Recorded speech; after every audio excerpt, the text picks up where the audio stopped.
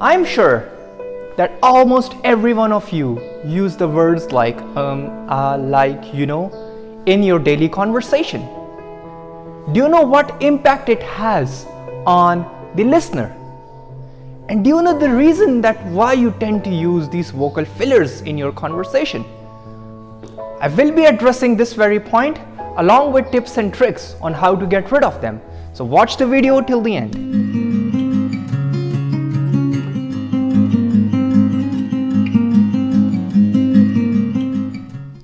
Welcome to Yours Conversation Club. Let's discuss the first point, which is why we use the filler words like actually, in our daily conversation. The reason why we use filler words is when we are thinking of what comes next. We tend to rely on filler words than being silent. By using the filler words, we are gaining time to think about what we are going to speak. So you can see how we are misusing the filler words. I'll give you an example of how it is being used most of the times. Let's suppose our old good friend Mr. Pink. If I'm asked to speak about Mr. Pink, if I'm relying more on filler words, I'll be using some things like, actually I think Mr. Pink loves color pink, but actually I'm not sure. So you're seeing that I'm using actually more than the actual message. Hence it's easier for the listener to get distracted into the filler words than the core message itself. And remember, using these filler words isn't a negative thing, but it should be used to collect your ideas, to give a break from a previous sentence, or to make your speech more coherent. But it shouldn't be used to gain time to collect your ideas. That's totally wrong. I'll be giving an example of that in later part of this video. Let's now discuss the overuse of filler words. When you start to overuse these filler words, they become crutches, and hence you're more likely to get disconnected from your listeners. Hence the listener won't be able to focus and comprehend on the core message of your speech. The filler words will act like a distraction. Just like the example I've given you before of Mr. Pink, that he loves color pink, and if I'm using crutches words like, it's going to distract the listener from the core message. And hence the whole purpose of your speech goes into waste. So there you see how lethal it can be by overusing these filler words. Because the purpose of these filler words was to assist the listener, not to distract them. Let me give you an example of how it can lead towards distraction. Let's suppose you're supposed to write an essay and highlight the main points. Instead of highlighting the main points, you highlight the entire or at least 80% of your essay and you give it to the reader. Do you think the reader is going to enjoy reading that? Or he's going to feel distracted by loads of highlighters? He's not going to read the entire thing, and he'll be distracted by the highlighting words because it's used in excess.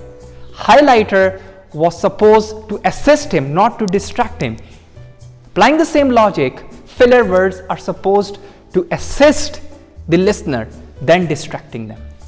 So use the highlighting technique when using the filler words. Consider you're highlighting that word, and if you highlight everything in your speech, the listener is going to get distracted. In a nutshell, there are two main points to take of why overusing these filler words isn't good for your conversation. Number one, it distracts your audience. I've explained this in detail a while ago. Number two is that it lets you act in an unnatural way if you overuse these filler words. And remember, your audience is paying or coming to listen to you, not because you are a speaker, a mechanical speaker or an alien, because you're a human. So the audience expects you to act in a natural way, to speak in a natural way. And if you're using these filler words, the audience is going to take that either he's an alien or a species of some other planet. So do keep that in mind when using the filler words. Since we have a clear idea that why using the crutch words or the filler words can cause problems in our conversation, let's now find ways on how to tackle the problem of filler words. Number one, embrace the pause. Embracing a pause in between your conversation is utmost. Instead of embracing the pause, what speakers tend to do, they tend to use the word like for short silence and for long silence. Instead of taking the pause, thinking for a second or two, and then carrying on forward. They think they have been conditioned in that way that you don't have to stay silent. You have to calibrate your thinking and your speaking at the same time and speak without taking a pause. I know we have been conditioned in that way, that taking a pause is not really a good thing and you should rather use the words like think and then carry on forward, but it isn't actually true. Do you know that an average speaker takes around 0.60 seconds of pause while speaking? You'll be surprised to know the recommended pause which any good speaker should take in between their conversation, and that is around from 1 second to 3 seconds. So this means that taking a pause isn't really a bad thing, and I'll explain a main benefit of taking the pause, and that is not a defensive technique, that is an offensive technique, because by taking a pause, you're making your reader to think, to revisit the point which you discussed in your last sentence, and hence it creates suspense in their mind.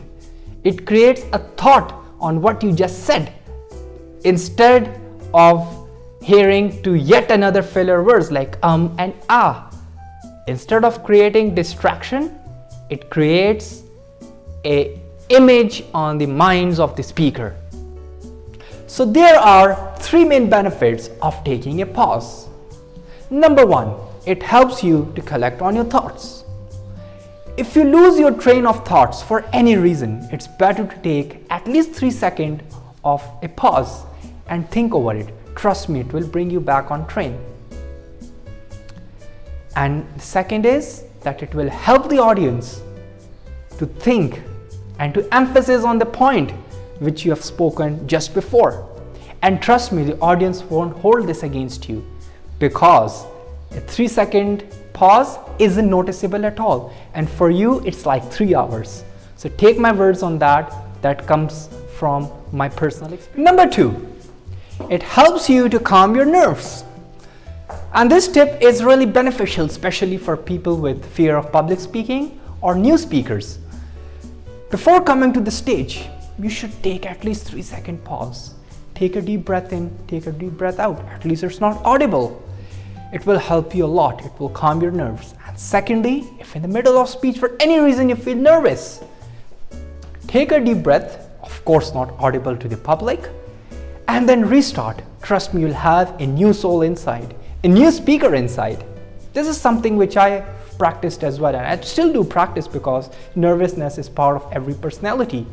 So this is another really good benefit of taking a pause.